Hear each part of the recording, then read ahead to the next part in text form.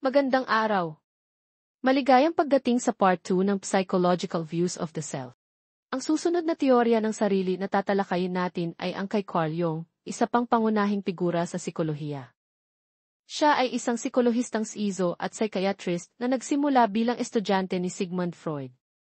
Gayunpaman, sa huli ay humiwalay si Jung sa mga turo ni Freud sa pangunahing rason na hindi siya sumang-ayon sa pag-focus ni Freud sa mga sexual at agresibong instincts bilang pangunahing motivators para sa personalidad. Ito ang nagtulak kay Jung na bumuo ng kanyang sariling natatanging teorya ng sarili na tinawag niyang analytical psychology. Para maunawaan ang pananaw ni Jung sa sarili, kailangan muna nating tingnan ang kanyang natatanging mapa ng ating kamalayan. Hinati niya ito sa tatlong pangunahing antas. Una, ang ego, ito ang sentro ng iyong conscious mind. Ito ang iyong pagkakakilanlan bilang na responsable para sa iyong kamalayan, mga pag-iisip, damdamin at mga alaala. Pangalawa, ang personal unconscious. Ang antas na ito ay naglalaman ng lahat ng bagay na hindi kasalukuyang nasa iyong kamalayan, ngunit maaaring maibalik dito.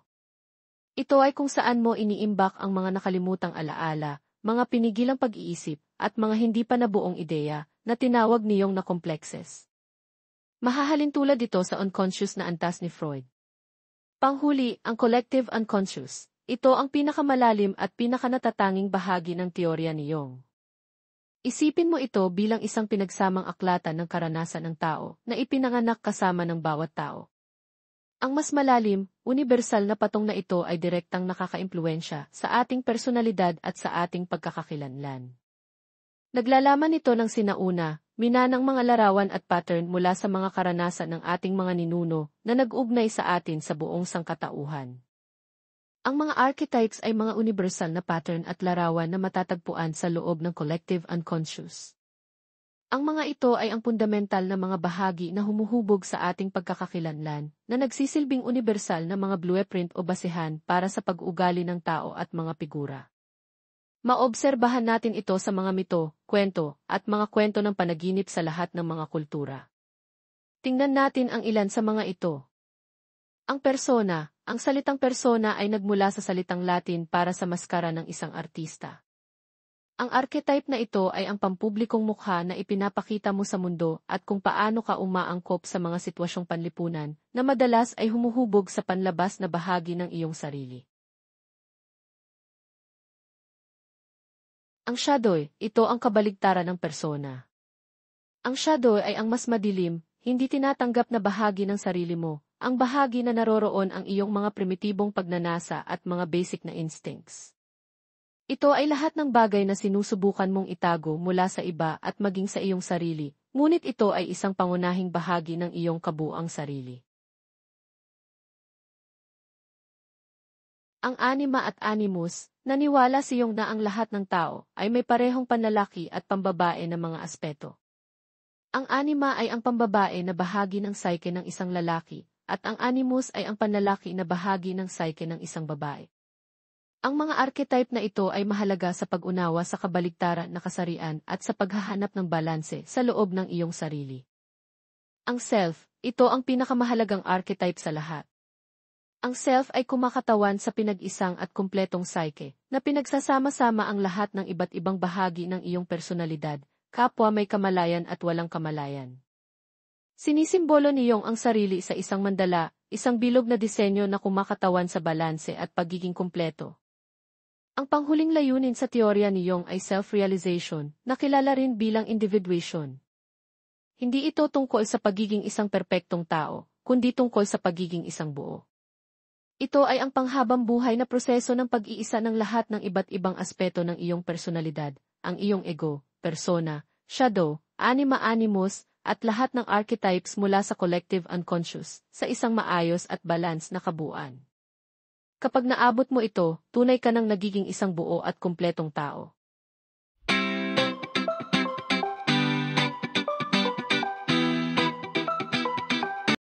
Sunod naman nating pag-usapan si Erik Erikson, isang ring napakahalagang figura sa psikolohiya. Si Erikson ay isang Aleman-Amerikanong developmental psychologist at psychoanalyst at isang propesor sa mga prestihiyosong unibersidad tulad ng Harvard at Yale. Kilalang-kilala siya sa kanyang psychosocial stages of development theory at sa pagbuo ng pariralang identity crisis. Hindi tulad ni Freud, naniniwala si Erikson na ang ating pagkakakilanlan sa sarili ay hindi lang hinuhubog ng sexual at agresibong instincts mula sa pagkabata. Sa halip, nag-focus siya sa kung paano nakakaimpluwensya ang mga salik-salipunan at kapaligiran sa ating pag-unlad sa buong buhay natin. Ayon kay Erikson, ang ating pagkakakilanlan ay sumusulong sa 8 magkakaibang yugto, kung saan ang bawat isa ay nagpapakita ng isang natatanging psychosocial crisis na kailangang matugunan.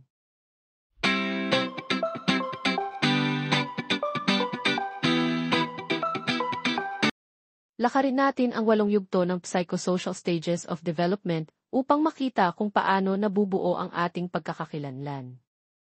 Una, trust versus mistrust, kapanganakan hanggang 2 taon. Bilang isang sanggol, hinaharap mo ang tanong, ang mundo ba ay isang ligtas at mapagkakatiwalaang lugar? Kapag ang iyong mga tagapag-alaga ay nagbibigay ng tuloy-tuloy na pag-aalaga at tinutugunan ang iyong mga pangunahing pangangailangan, natututo kang magtiwala sa kanila at sa mundo sa paligid mo, na nagpapaunlad ng isang pangunahing pakiramdam ng pag-asa. Kung hindi nila gagawin, maaari kang magkaroon ng pakiramdam ng takot at kawalan ng tiwala. Pangalawa, autonomy versus shame and doubt, 2 hanggang 4 taon, bilang isang paslit, lumalawak ang iyong mundo at nagsisimula kang tuklasin ang iyong kalayaan na nagtatanong, kaya ko bang gawin ang mga bagay ng mag-isa? Sa pamamagitan ng mga aktibidad tulad ng pagsasanay sa paggamit ng palikuran, natututo ang mga bata na magkaroon ng personal na kontrol. Ang matagumpay na pagkakaroon ng kontrol ay nakakatulong sa iyo na bumuo ng willpower at isang pakiramdam ng kalayaan. Ngunit kung ikaw ay labis na pinupuna o kinokontrol, maaari kang magkaroon ng pakiramdam ng pagiging hindi sapat at pagdududa sa sarili. Pangatlo, initiative versus guilt, 4 hanggang 5 taon, sa maagang pagkabata, ang malaking tanong ay, ako ba ay isang mabuting tao?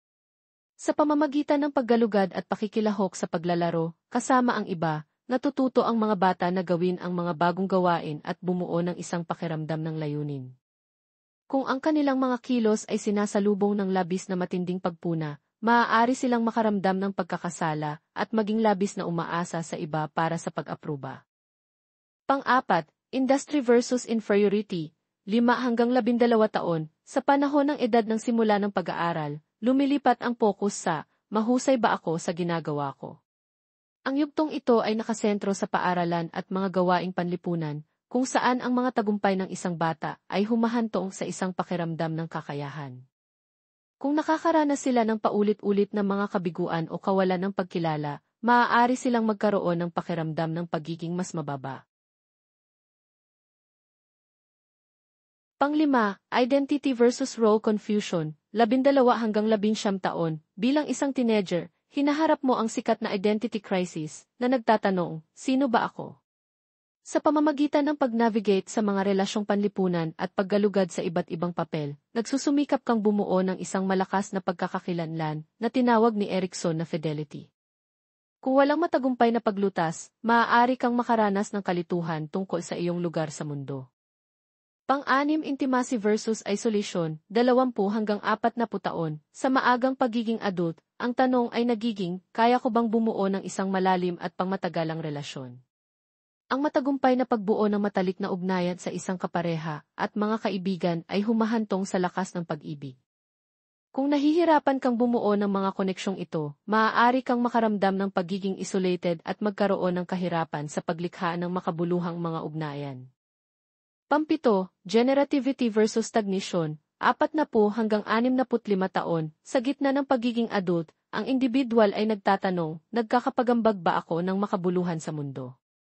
Ang paghahanap ng katuparan sa pamamagitan ng trabaho at pamilya ay humahantong sa isang pakiramdam ng pag-aalaga para sa susunod na henerasyon. Ang pagkabigo na gawin ito ay maaaring humantong sa isang pakiramdam ng pagiging walang silbi o stuck, na tinawag ni Erikson na stagnation. Panghuli, ang integrity versus despair, 65 taon hanggang kamatayan. Sa huling yugto, titingnan mo ang iyong buhay at magtatanong, naging maayos ba ang aking buhay? Ang isang pakiramdam ng tagumpay mula sa pagninilay sa iyong buhay ay nagdudulot ng isang pakiramdam ng karunungan. Kung mayroon kang hindi nalutas na mga pagsisisi, maaari kang makaramdam ng isang pakiramdam ng kawalan ng pag-asa sa mga pinili mo sa buhay. Sa makatwid, ang pagkatao, ayon kay Erikson, ay isang patuloy na proseso ng pagbabago at paglago habang hinaharap natin ang mga hamon ng buhay.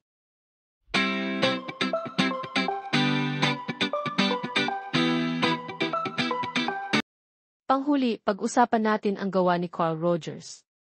Siya ay isang pangunahing figura sa psikolohiya at isa sa mga nagtatag ng psychotherapy. Siya ay isang American humanistic psychologist. Ang kanyang teoryang humanistic ay binuo sa paniniwala na ang mga tao ay likas na mabuti at may motibasyon na tuparin ang kanilang potensyal. Naniniwala si Rogers na sa tamang kapaligiran, ang bawat tao ay may kakayahang lumago at magtagumpay sa psychological health. Ayon kay Rogers, ang self-concept ay ang iyong pangkalahatang pananaw sa iyong sarili. Ito ay binubuo ng tatlong pangunahing bahagi. Una, self-image. Ito ay kung paano mo nakikita ang iyong sarili, batay sa iyong mga kalakasan at kahinaan. Kabilang dito kung paano mo iniisip at nararamdaman ang tungkol sa iyong hitsura at iyong mga kakayahan at apektado rin ng iyong mga ugnayang panlipunan. Pangalawa, self-esteem. Ito ang mga positibo o negatibong damdamin na mayroon ka tungkol sa iyong sarili. Kapag nararamdaman mong ikaw ay isang mabuti o magaling na tao, mataas ang iyong self-esteem. Pangatlo, ideal self. Ito ang taong nais mong maging batay sa iyong mga pangarap at kagustuhan. Ito ay kung sino ang sa tingin mo ay inaasahang maging ka o kung ano ang iyong pinagsisikapan. Sinabi rin ni Rogers na ang isang malusog na pagkakakilanlan ay nakasalalay sa ugnayan sa pagitan ng iyong real self at iyong ideal self. Ang real self ay ang iyong tunay na pagkakakilanlan, ito ay kung sino ka talaga. Maaaring hindi ito perpekto, ngunit ito ang iyong tunay na sarili. Sa ulitin, ang ideal self naman, ito ang taong nais mong maging, batay sa iyong mga pangarap at kagustuhan. Ito ay kung sino ang sa tingin mo ay inaasahang maging ka o kung ano ang iyong pinagsisikapan. Ang isang estado ng matibay na pagkakahawig sa pagitan ng dalawa ay tinatawag na congruence. Ang mataas na antas ng congruence ay humahantong sa mataas na self-esteem. Gayunpaman, kapag may malaking agwat sa pagitan ng kung sino ka at kung sino ang gusto mong maging, ito ay humahantong sa incongruence. Maaari itong magdulot ng mga problema sa personalidad at mababang self-esteem. Ang mababang self-esteem ay naiugnay sa psychological suffering, kabilang ang anxiety, depression at pagpapakamatay. Sa kabilang banda, ang labis na self-esteem ay iniugnay sa bullying, social comparisons, prejudice o racism. Itinuro din ni Rogers na ang isang malusog na self-esteem ay makakatulong sa atin sa ilang mahahalagang paraan. Una, pagkilala sa ating sariling mga kalakasan. Kapag mayroon kang magandang self-esteem, mas mahusay mong makikilala ang iyong sariling natatanging mga talento at kakayahan. Pangalawa, pagkakaiba sa pagitan ng ating panloob at panlabas na kagandahan. Pinapayagan ka ng malusog na self-esteem na pahalagahan ang iyong panloob na mga katangian at pagkatao higit sa iyong pisikal na hitsura. Pangatlo, pag-focus sa mabuti sa halip na sa masama. Mas malamang na magkaroon ka ng positibong pananaw at mag-concentrate sa mga positibong aspeto ng iyong buhay at personalidad. Pang-apat, pag-unawa sa kung ano ang bumubuo ng magagandang pagkakaibigan. Nakakatulong ito sa iyo na makilala ang malusog na ugnayan sa pakikipag-ugnayan at bumuo ng mas mahusay na mga koneksyon sa iba. Panglima, paglikha ng ugali ng positibong realismo, nangangahulugan ito na maaari mong mapanatili ang isang positibong pananaw habang nananatili pa ring nakatuon sa realidad na nagtatakda ng mga makakamit na layunin para sa iyong sarili. Upang ibuod, ang teorya ng sarili ni Carl Rogers ay nakasentro sa paniniwala na ang self-concept ng isang tao, na binubuo ng kanilang self-image, self-esteem, at ideal self, ay mahalaga para sa psychological health. Iminungkahi niya na kapag may matibay na pagkakahilera sa pagitan ng iyong real self at ideal self, nakakaranas ka ng congruence na humahantong sa isang malusog na personalidad at mataas na self-esteem.